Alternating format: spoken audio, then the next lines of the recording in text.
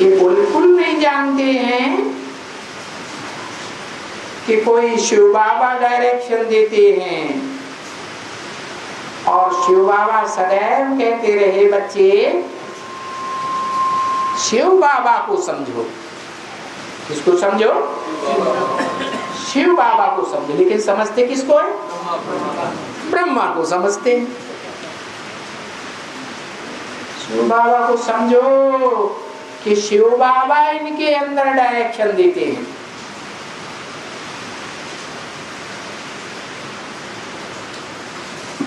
Direction देने वाला कौन है?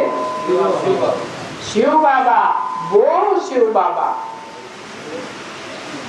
किसकी तरफ इशारा किया?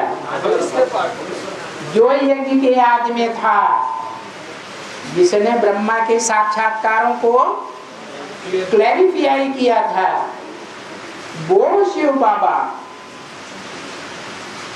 शिव बाबा या शिव बाप? हाँ, बाबा किसे कहा जाता है?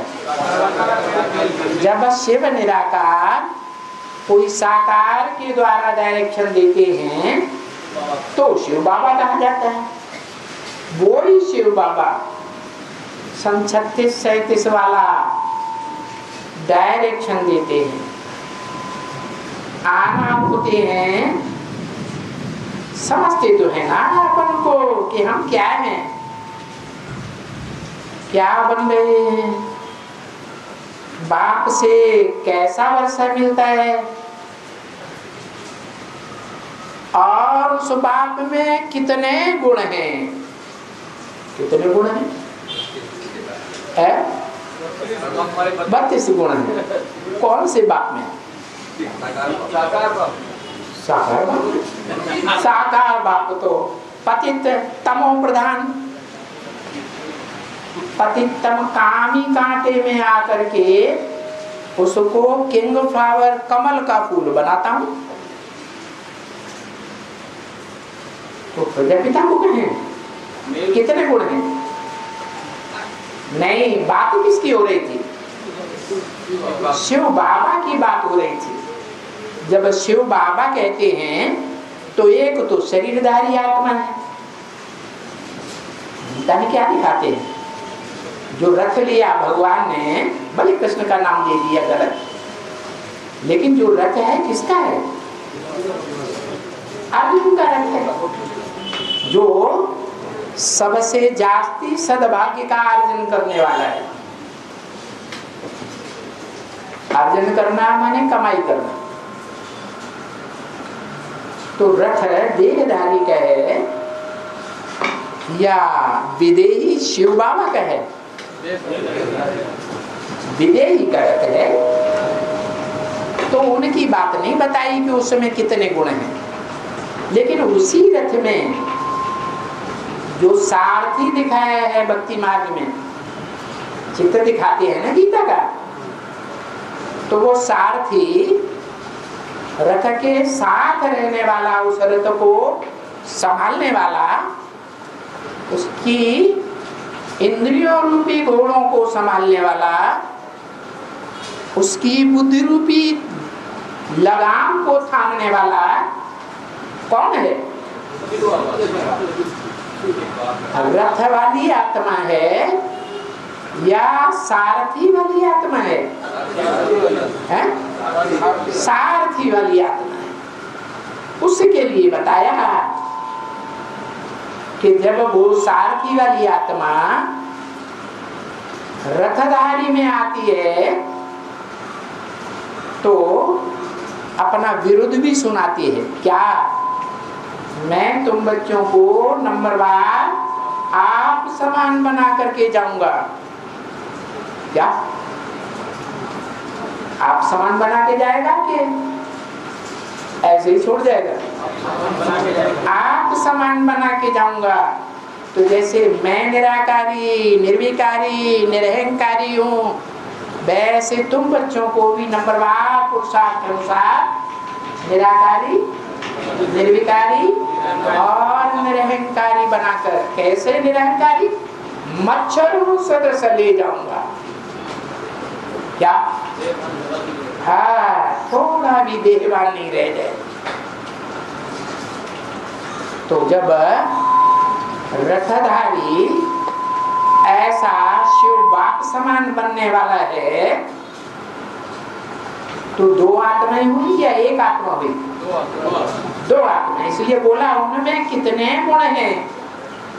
ब्रह्मा कुमारियां क्या समझती हैं? निराकार में गुण है, बिंदु में गुण है, या निराकार साकार के मेल में गुण है? जो 32 गुण गिराए हुए हैं चित्र में, वो गुण किसके हैं? हाँ, निराकार और साकार दोनों के गुण हैं। जब वो साकार संपन्न बनेगा या नहीं बनेगा? बनेगा। तो उसका कारण क्या है कि वो ही क्यों नहीं बने? क्यों बनेगा? और 500-700 करोड़ में से कोई क्यों नहीं बनेगा? कोई कारण होगा। मनुष्य सृष्टि का तो बाप है, लेकिन आत्माओं का तो बाप नहीं है। भले मनुष्य सृष्टि का बाप है, लेकिन उसमें ही वो सुप्रीम सोल सेवा आत्माओं का बाप नजदीक से नजदीक रहकर प्रवेश करता है। तो ज्यादा संग का रंग किसको लगेगा?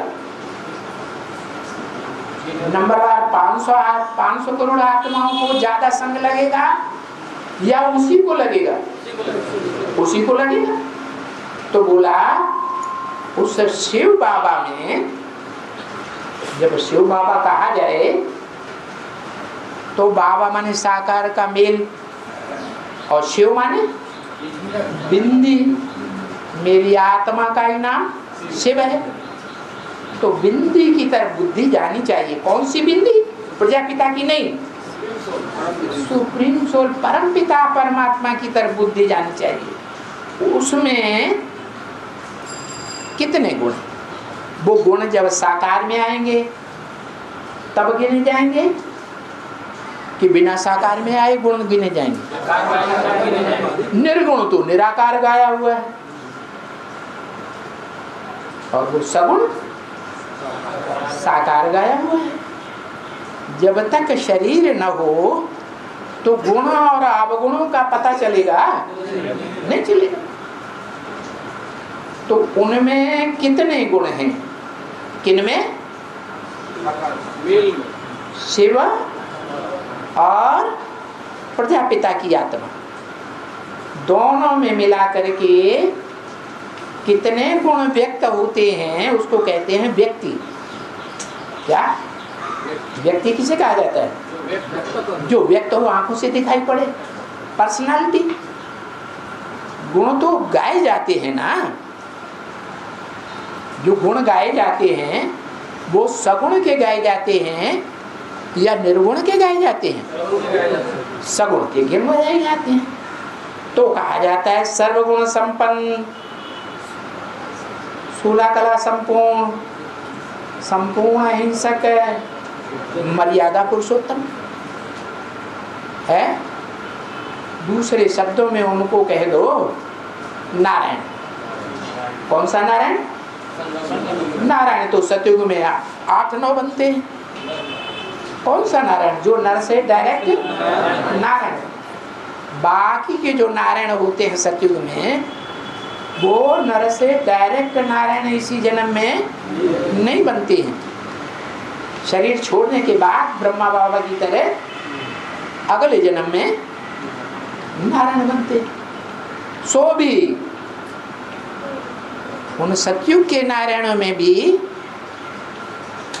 पहले नारायण का मंदिर बनता है। क्या?